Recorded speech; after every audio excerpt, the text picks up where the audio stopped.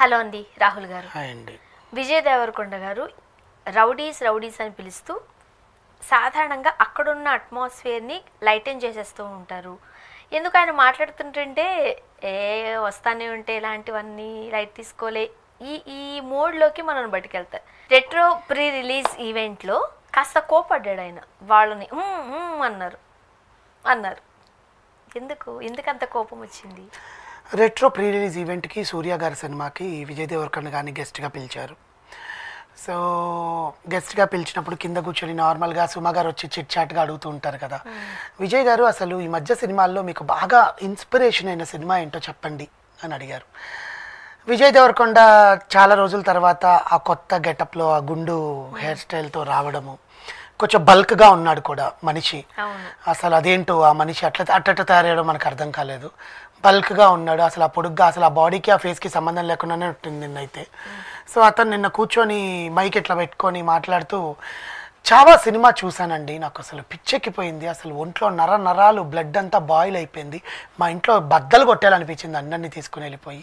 అసలు ఆ కమ్యూనిటీ ఇంత చేసిందా, నేను పూర్వకాలంలో బ్యాక్కి వెళ్ళిపోయి ఔరంగజేబుని చెప్తూ కొట్టేసి వస్తాను, నాకు అసలు అట్లా వెళ్ళిపోవాలనిపిస్తుంది, ఔరంగజేబు ఇంత చేశాడా, విక్కీ కౌశల్ యాక్టింగ్ చూసి ఇంత అత్యద్భుతంగా ఎవరు చేయలేదు అని ఓహో అనుకున్నారు అందరూ. ఎందుకంటే తెలుగులో అంతకన్నా భీకరంగా చేశారు యాక్టింగ్. మీకు తెలుసా అండి విజయ్ చందర్? తెలుసా? విజయ్ చందర్ గారు ఫస్ట్ యేసుక్రీస్తు సినిమా యేసుక్రీస్తుగా వేశాడు. ఫస్ట్ ఆయన వేసింది అది. ఇప్పటికీ ఆ తర్వాత ఆయన వేరే క్యారెక్టర్ చేసినా ఎవరు యాక్సెప్ట్ చేయరు. ఇప్పటికీ చేయరు. ఆయన తప్ప ఇంకెవరు ఇంక చేయనన్నారు. అంతే సౌమ్యమైన పాత్రలు ఏవైనా ఉంటేనే ఆయన యాక్సెప్ట్. ఆయన రెండు సినిమాలు చేశారు ఇద్దరు దేవుళ్ళకి. ఒకటి వచ్చి బాబా, ఇంకొకటి జీసస్కి చేసినప్పుడు వాళ్ళంతా శిలువలు గుర్చుతున్నప్పుడు ఆయన చేసిన యాక్షన్ ఎవరైనా చేయగలరా ఇప్పుడు? మనకు అసలు నాకు ఆ విజువల్ చూస్తేనే ఏడుపు వచ్చేస్తుంది. అది ఏ మతమైనా కానివ్వండి, అసలు ఆ విజువల్ చూస్తుంటేనే ఆ సన్నగా అతని బాడీ కూడా అలా ష్రింక్ అయిపోయిందంట ఆ సినిమా కోసం. చాలా జాగ్రత్తలు తీసుకున్నారంట అప్పట్లో. అప్పుడు కూడా జీసస్ని బంధించింది అవతల పక్కన ఉండే శైతాన్లే కదా. అవునా కదా? వాళ్ళని శైతాన్ అనే అంటాం మనం జనరల్గా. సో అలాంటిది చావా సినిమాలో విక్కీ కౌశల్ అత్యద్భుతంగా చేశాడు అని ఈయన చెప్పడం, ఈయన ఇలాంటి సినిమాలు చూడాలి అని నేను అంటారు. చూడాలి, తెలుగు సినిమాల్లో తెలుగు ఆర్టిస్టులు ఎంత బాగా చేశారో చూడాలి. తెలుగు ఆర్టిస్టులు ఎట్లా ఒక సినిమా ఉంటుందండి, ఒళ్ళంతా చీము నెత్తురంతా అయిపోయి బాలకృష్ణ గారు చేసిన సినిమా అది. ఆ భైరవదీపంలో మేకప్, అది మేకప్ వేలేండి, ఆ మేకప్ వేస్తేనే ఆ చీము నెత్తురుతో కలిసి ఉన్న సినిమాలు చిరంజీవి గారు చేసినటివి. ఇవన్నీ మజ్ను అసలు నాగార్జున గారు చేసిన అత్యద్భుతమైన యాక్టింగ్ చూడాలి. అప్పుడు మాట్లాడాలి వీళ్ళు విక్కీ పదరాష్ట్రంలో యాక్టింగ్స్ గురించి.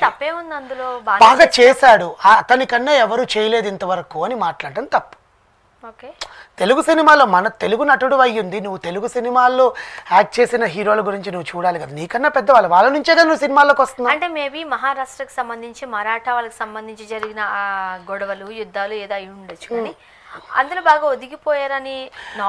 సంభాజీ మహారాజుగా విక్కీ కౌశల్ చూడ్డానికి ఆహార్యం, ఆ హైట్, అది పెట్టుకున్నప్పుడు వాళ్ళ కిరీటం పెట్టుకున్నప్పుడు ఎలా అయితే అంతే.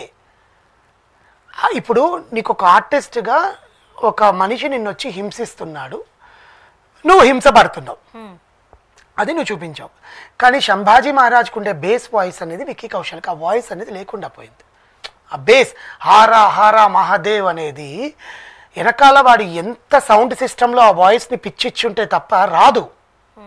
అది ఇక్కడి నుంచి రావాలి, హరహర మహాదేవ్. నిన్న తమన్నా, నేను ఇందాక కూడా చెప్పాను ఓడెల సినిమాలో, ఓం నమ శివాయ హరహర మహాదేవ్ అనేది తమన్నా పలికినప్పుడు మనకు నీళ్ళు వచ్చేస్తాయి, శివుడు కనిపించేస్తాడు ఆబ్వియస్గా. That is what the artist. యాక్చువల్గా మన వాయిస్ అంత లేకపోయినా పేల గొంతులు ఉంటాయి కదా, బెక్కడ వస్తుంది అంత పెద్ద గొంతు. డబ్బింగ్స్ లో సౌండ్ పెంచడం లేకపోతే మిక్సింగ్, సౌండ్ మిక్సింగ్ చేస్తేనే ఆ వాయిస్ అంత వస్తుంది. ఆ నరాలన్నీ ఇట్లా వెళ్ళిపోయి ఆయన చేయడం. మామూలుగా పాట పాడిన దానికి ఆ సౌండ్ మిక్సింగ్ లో ఆ సాంగ్ విన్న దానికి పాడిన దానికి ఎంత డిఫరెన్స్ వస్తుంది. అవును.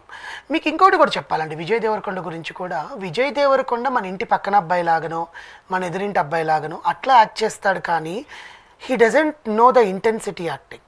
అది నేను మీరు మీరు ఇంకా పాత హీరోలు చేసిన ఏ క్యారెక్టర్ అయినా ఇవ్వండి, ఇంటెన్స్ క్యారెక్టర్ అతను చేస్తాడో లేదో చూద్దాం. నిన్న ఇప్పుడు సింపుల్ అర్జునుడు క్యారెక్టర్ చేశాడా మొన్న కల్కిలో? ఫేస్లో ఎక్స్ప్రెషన్ ఉందా? నిన్ను చూస్తే ఇది ఇప్పుడు చిరంజీవి గారిని నిలబెట్టాం, చిరంజీవి గారిని వదిలేని అతని తోటి వాళ్ళనే నిలబెట్టుకుందాం. ఓకే, శర్వానంద్ అయినా మనకు ఏడిపిస్తాడు. ఓకే, శ్రీ విష్ణు అయినా మనల్ని ఏడిపిస్తాడు. ఓకేనా, ఇప్పుడు ఆయనతో పక్కన నాగ చైతన్య కూడా మనల్ని ఏడిపించడం స్టార్ట్ చేశాడు. Vijay Devarakonda is only a boy next to the door. Intensity acting అనేది ఉంటుంది, అది వాళ్ళు చేయలేరు. వాళ్ళ తమ్ముడు చేస్తాడు, మళ్ళీ వాళ్ళ తమ్ముడు చేస్తాడు intensity of acting. Yeah, Vijay Devarakonda చేయలేడు. విజయ్ దేవరకొండలో ఉండే భావోద్వేగం, ఆ లాంగ్వేజ్, ఇవన్నీ కూడా జనాలకి ఆ భాష వల్ల అతను ఇష్టపడుతున్నాడే కానీ he doesn't have intensity of the acting. I'm so sorry, వాళ్ళ ఫ్యాన్స్ తిట్టుకున్నా నాకు పెద్ద ప్రాబ్లం లేదు. But intensity of acting is very important for an artist to grow. కానీ చాలా బాగా చేస్తాడు కదా ఆ క్యారెక్టర్ వరకే అంటున్నా నేను. ఇంకేదైనా మంచి క్యారెక్టర్, ఇప్పుడు కింగ్డమ్ అనేది మనం ట్రైలర్ చూసాం, ఆ కింగ్డమ్లో కూడా అలాగే ఉంది, no change. The same like Mahesh Babu గారి ఫేస్లో ఎక్స్ప్రెషన్స్ పలుకుతాయి కానీ సేమ్ మాడ్యులేషన్ ఉంటుంది. అన్ని సినిమాలు తీసుకోండి మీరు, అన్ని సినిమాలు ఎక్సెప్ట్ మురారి సినిమా బాగుంది. 2 సినిమాలు ఆయన దాంట్లో చేంజ్ ఉండేది, ఒకటి మురారి, ఒకటి పోకిరి. మిగతా అన్ని సినిమాలు కథానుగుణంగా మరి అట్లనే పోవాలి కదా.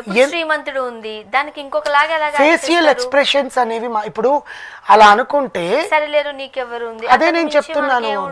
ఆ ఫేస్ లో ఎక్స్ప్రెషన్స్ అనేవి ముఖ కవలికలు అంటారు కదా, ఆ ముఖం కూడా కదలాలిగా. ముఖం అట్లా పెట్టి చెప్పలేం కదా సమాధానం. ఆ ముఖమైనా కదిలించండి అంటాను నేను. మహేష్ బాబు గారికి యాక్టింగ్ రాదంటారు, యాక్టింగ్ అనట్లే, ఇంటెన్సిటీ ఆఫ్ యాక్టింగ్. వాళ్ళని యాక్టింగ్ రాదా లేదనేది వాళ్ళకే వదిలేస్తాం కానీ ఇంటెన్సిటీ ఆఫ్ యాక్టింగ్ అంటాను నేను. ఆ ఇంటెన్సిటీ అనేది ఏంటంటే ఇప్పుడు మనం టాక్సీ వాళ్ళ సినిమాలో విజయ్ దేవరకొండ గారు ఏడిస్తే మనకు కూడా ఏడుపు వచ్చింది, కానీ నేనైతే ఏడ్చా. గీత గోవిందంలో కూడా మేము కూడా ఏడ్చాం.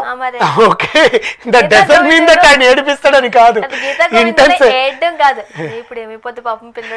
ఇంటెన్సిటీ ఆఫ్ యాక్టింగ్ అంటారు. ఆ ఇంటెన్సిటీ ఆఫ్ యాక్టింగ్ అనేది పోను వస్తుంది.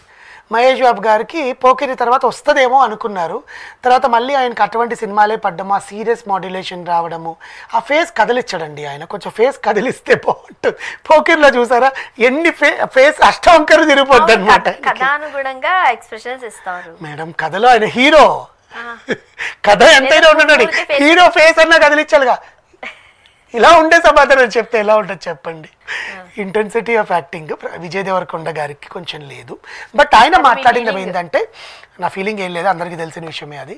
పహల్గామ్ దాడిలో జరిగిన దాని గురించి స్పందిస్తూ ఆయన మాట్లాడిన మాటలు, నేను కూడా పహల్గామ్లోనే షూటింగ్ చేశానండి ఖుషీ సినిమా, అక్కడ ప్రజలు చాలా మంచి వాళ్ళు. కానీ మీరు విక్కీ కౌశల్ నటన గురించి ఆయన పొగిడారని ఇప్పుడు నేను ఒకటి చెప్తానండి. బ్రహ్మాస్త్రంలో రణబీర్ కపూర్ చేసిన యాక్టింగ్ ఇంకొక హీరో అయితే ఎలా చేస్తాడో నాకు. Ranbir is a good actor. Okay, Barfi సినిమాలో Ranbir is a good actor, అదే చెప్తున్నా. Ranbir is a good actor. Comparative ఆయన పొగిడితే మీకు ఇబ్బందా? అత్యద్భుతంగా ఇంకెవరు చేయలేరు అని కాదు, ఆ క్యారెక్టర్ న్యాయం వాళ్ళు చేశారు. సరే, ఇప్పుడు బర్ఫీలో రణబీర్ చేసిన ఆ దాన్ని కంపేర్ చేస్తే ఎవరు? సరే, ఇప్పుడు సింపుల్ గా నేను తెలుగులోనే మాట్లాడతాను. మీరు హిందీగా వెళ్ళారు. చంటబ్బాయి, అత్తకయ్యముడు, అమ్మాయికి మొగుడు, ఈ 2 సినిమాలు చిరంజీవి గారి హీరోయిన్. రెండిట్లో వివిధమైన ఎక్స్ప్రెషన్స్ ఇంకెవరిని మనం ఊహించుకోలేము. ముగ్గురు మనగాల్లో 3 క్యారెక్టర్లు చేశాడు, ఇంకెవరిని ఊహించుకోలేం. వాళ్ళు తప్ప ఎవరు చేయలేరు అన్నది అత్యద్భుతం. అర్థమైందా? విక్కీ కౌశల్ కాకుండా ఇంకెవరన్నా చేస్తారు దాంట్లో. It's not only Vicky Kaushal. ఆ క్యారెక్టర్ విక్కీ కౌశల్ పడింది, యాక్చువల్గా మహేష్ చేయాల్సింది అది. ఆ క్యారెక్టర్ విక్కీ కౌశల్ పడింది, విక్కీ కౌశల్ చేశాడు. సో దాని గురించి మాట్లాడుతూ, పహల్గామ్ దాడుల గురించి కూడా మాట్లాడుతూ విజయ్ దేవరకొండ అక్కడ ఉండే ప్రజలందరికీ కొంచెం లిటరసీ తక్కువ ఉంటుంది, వాళ్ళకి కొంచెం ఆ లిటరసీ అంతా నేర్పించి ఆ దాడులంతా మనమంతా కలిసి ఉండాలి, మనం ఎప్పుడు మన తల్లిదండ్రులు సంతోషంగా ఉంచితే మన దేశం కూడా సంతోషంగా ఉంచుతుందని చెప్పి ఆయనకి ఏం మాట్లాడాడు, ఆయన తెలియకుండానే మాట్లాడాడు. దానికి కూడా సుమ గారు చప్పట్లు కొట్టారు. దీంతో మనం ఎండ్ చేస్తాం. చప్పట్లు కొట్టాలి తప్పదు మరి. Thank you.